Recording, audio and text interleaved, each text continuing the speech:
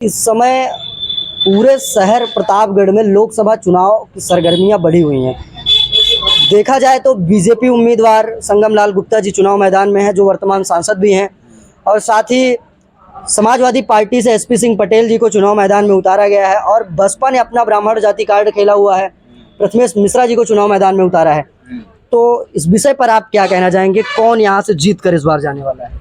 लड़ाई तो त्रिकोणी है, लेकिन जीत जाएगा हाथी यहाँ से, क्योंकि ब्राह्मणों ने ज़्यादा से ज़्यादा ब्राह्मण अब की बार हाथी खोट दे रहे हैं। जो ब्राह्मण बचे कुचे भी हैं, उनके सक्रिय कार्यकर्ता या उनके भाजपा के पदाधिकारी हैं, इसलिए जुड़े हैं। नहीं तो भाजपा से हम जाने करीब क्षत्रिय समाज के भी लोग भाजपा से दूरी बना लिए हैं प्रतापगढ़ में, क्योंकि 5 साल में कुछ हुआ नहीं। आप खुद पूर्व मंत्री मोती सिंह का बयान सुना होगा, जाना होगा। उन्होंने क्या आरोप लगाया था कि संगम लाल गुप्ता हमसे कभी सलाह नहीं लिए, मैं पट्टी से विधायक था, मंत्री था कैबिनेट ना, किसी तरह उनको सल्टाए। और भी लोगों को देखा होगा, लक्ष्मी नारायण गुरु जी जो पूर्व विधायक थे यहाँ बीरापुर से, उन्होंने भी बताया था कि ब्राह्मणों के साथ भाजपा अनदेखी कर रही है, और ये बात सत्य है। ब्राह्मण अब की बात भाजपा से ज़्यादा मात्रा में दूरी बना लिए हैं। तो कैसे हम मान लें कि संगम लाल जीत जाएंगे, क्योंकि ब्राह्मणों की आबादी आप खुद जानते होंगे कितना है। अगर हम बात करें भारतीय जनता पार्टी की, तो मोदी जी और उनके कार्यकर्ता कह रहे हैं कि इस बार 400 पार, बीजेपी 400 पार। आपको लगता है कि बीजेपी सच में 400 पार कर पाएगी? हमें तो नहीं लगता 400 पार हो। ये बात जरूर सत्य हो सकती है कि सरकार बना लें, लेकिन 400 पार नहीं हो पाएंगे। अच्छा, प्रतापगढ़ लोकसभा सीट से इस बार जीत कर कौन आने वाला है? एसपी सिंह पटेल, संगम लाल गुप्ता या फिर प्रथमेश मिश्रा? प्रथमेश मिश्रा का ज़्यादा चांस है, दूसरा नंबर पे हो सकता है एसपी पटेल, संगम लाल तीसरा नंबर पे रह सकता है। आपने तो पूरे विधानसभा के, पूरे लोकसभा सीट के आंकड़े ही बदल दिए। आप एक ऐसे पहले व्यक्ति हैं जिन्होंने बीजेपी को तीसरे नंबर पर भेज दिया। हालांकि हमारे जो सर्वे बता रहा है, ऐसा कि हमारा जो सर्वे है वो बता रहा है कि बीजेपी दूसरे नंबर पर जा सकती है, या हो सकता है पहले नंबर पर आ जाए, लेकिन आपने तो पूरा आंकड़ा ही बदल दिया। कैसे सर, कैसे? क्यों मैं देख रहा हूँ, क्योंकि क्षत्रिय समाज भी भाजपा से दूरी, अभी हाल ताज में देखा अनुप्रिया पटेल ने किस तरह राजा भैया को बेइज्जत किया। भाजपा ने बेइज्जत करवाया अनुप्रिया पटेल से ना। उन्होंने क्या कहा, राजा रानी तो अब ईवीएम से पैदा होते हैं, सुना ना। राजा भैया ने भी भाजपा का साथ करीब छोड़ दिया है, आपको मालूम है। जनसत्ता दल का प्रतापगढ़ में वजूद है, आपको मालूम है। तो आप नहीं, राजा भैया ने तो कभी अपने बयान में कहा ही नहीं कि हम बीजेपी के खिलाफ है या हम किसी को समर्थन दे रहे हैं। अभी कल ही हमने उनका एक वीडियो देखा, जो है उन्होंने इस मुद्दे पर कुछ बोला ही नहीं। इशारा उनका समझा आप? इशारे, यहाँ राजनीति में इशारे वाली कोई बात ही नहीं होती है सर।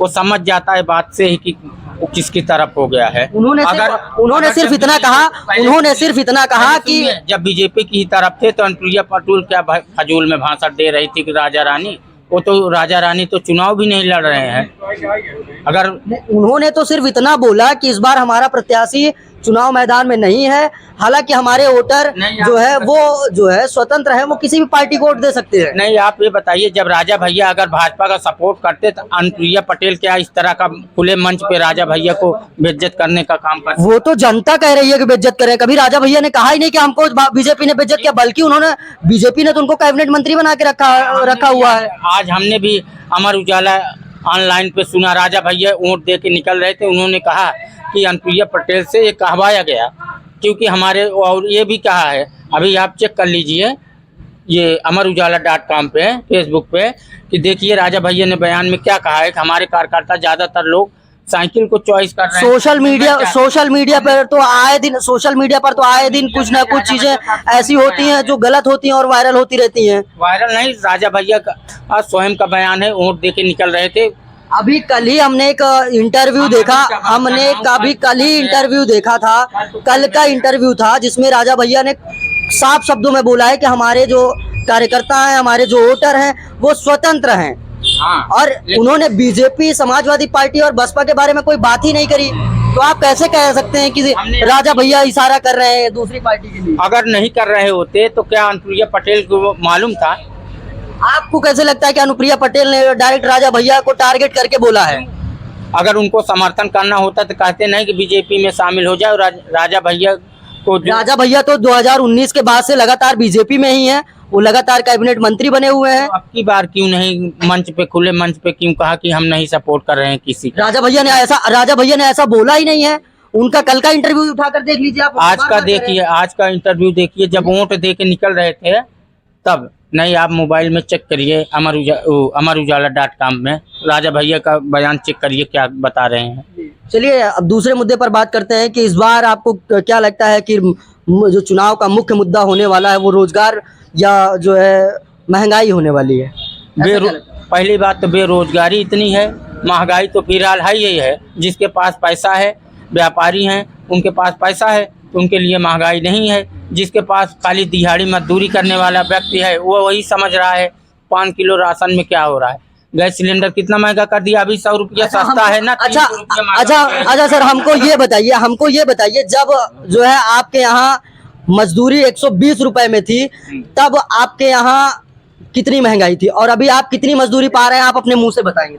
तब 120 रुपए जब आप मजदूरी बता रहे तब डीजल भी 20 रुपए लीटर था, आज की डीजल 87 रुपए लीटर है। तो अगर आप कह रहे हैं महंगाई बढ़ी हुई है तो महंगाई कहाँ है सर? महंगाई कहाँ है सर? आपकी मजदूरी जो है, आपकी जो मजदूरी है वो 150 रुपए से बढ़ के 600 रुपए हो गई। आप 600 रुपए कोई दे रहा है 600 रुपए, और जो आपके यहाँ जो है कारीगर लोग हैं वो 700 रुपए ले रहे हैं। पहले 200 रुपए पाते थे, अभी 700 रुपए ले रहे हैं। अगर वो 700 रुपए के हिसाब से अगर करते हैं तो महीने में 10 ही दिन काम पाते हैं, 30 दिन नहीं पाते। पहले कौन सा 30 दिन चलती थी? पहले तो कच्चे मकान हुआ करते थे गांव और शहरों में भी। इतना पक्का अभी भी बन गया है, देख लो। वही जिसको कॉलोनी मिला है, जिसको मिलना चाहिए। मोदी जी ने कॉलोनी नहीं बनवा कर दी है, किसने कॉलोनी बना कर दी? जिसकी सरकार थी सबने दिया। अखिलेश की सरकार थी लोहिया वाली। अखिलेश के सरकार में तो उनके कार्यकर्ता खा जाते थे। अखिलेश के सरकार में तो उनके कार्यकर्ता खा जाते थे। जब कांग्रेस की सरकार थी तो इंदिरा गांधी आवास लोगों को मिल रहा था। आज प्रधानमंत्री नरेंद्र मोदी है तो आवास मिलता था कि आवास का पैसा खा जाते थे उनके कार्यकर्ता? आज भी खा रहे थे। पहले तो आज कहाँ खा रहे हैं? आज तो डायरेक्ट आपके अकाउंट में आता है। आज तो डायरेक्ट आपके अकाउंट में आता है। कितना बड़ा भ्रष्टाचार है आपको नहीं दिखाई? कहाँ भ्रष्टाचार है सर? कहाँ भ्रष्टाचार? आओ हमारे पास 9 बजे दिखाता हूँ। बैंक से शुरू करूंगा, थाने पे चलूँ, तहसील में चलूँ कि ब्लॉक में चलूँ। अगर ऐसे शांति से खड़े रहे ना, उसके बाद जब स्वास्थ्य विभाग से शुरू करूंगा, फिर थाने बगैर पैसे का अगर कोई काम करवा लेना तो बताना। ये तो सिर्फ कहने की बातें हैं कि पैसा लेकर काम हो रहा है। ये तो सिर्फ कहने की बातें हैं कि पैसा लेकर काम हो रहा है। आप जाइए, हो रहा है तो आपको कितने सरकारी जमीनों को कब्जा कर लिए, नेकपाल नापने नहीं है। इतनी बड़ी बड़ी लोग फाइल बना लिए हैं दरखास्त देते देते। और क्या बताएं।